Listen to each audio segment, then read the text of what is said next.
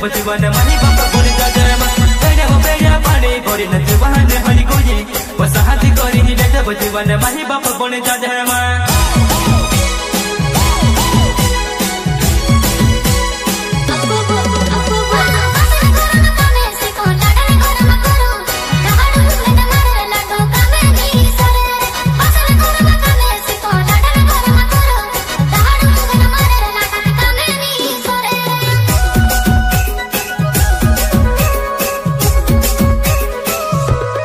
Record by